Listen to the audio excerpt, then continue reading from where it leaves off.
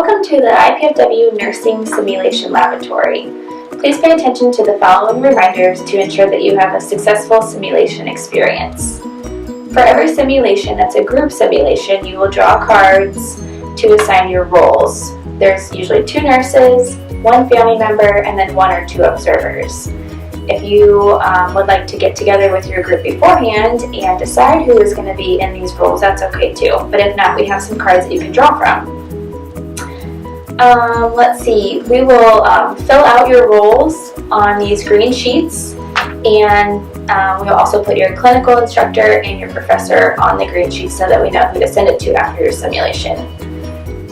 Please make sure you always have the proper supplies, such as your stethoscope, pen and paper, and either your PDA or your phone. That way you can reference medications as needed.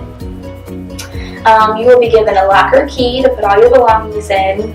The observers will be taken to the debriefing room where they will be able to sit and watch the simulation on the screen here. The rest of the group will be taken into the room to be given a bedside report. It is expected that during this bedside report you do take notes. If you are needing a medication during your simulation, the Pyxis is located in room 327. There's instructions on the Pyxis for how to obtain a medication out of the Pyxis.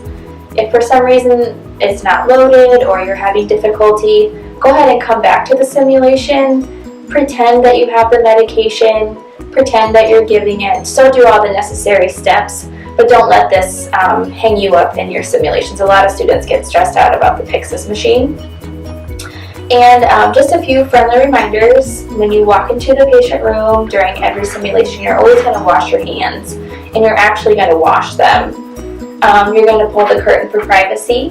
You're going to verify your patient's name and date of birth. You are going to obtain a full set of vital signs and write them down.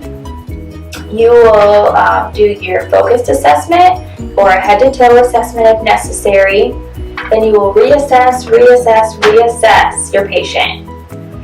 Before giving a medication, you need to verify the name and date of birth, or ask that, scan the wristband, and then scan the medication if the computer in the room is working with the barcodes.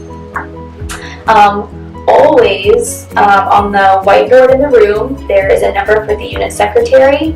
That is the number that you call if you need to call the doctor, lab, x-ray, CT, anybody. That is the number that you call, and it actually does work, and it calls right into our control room, and that way we can either transfer you to whoever you need, or you can talk directly to the doctor that way as well.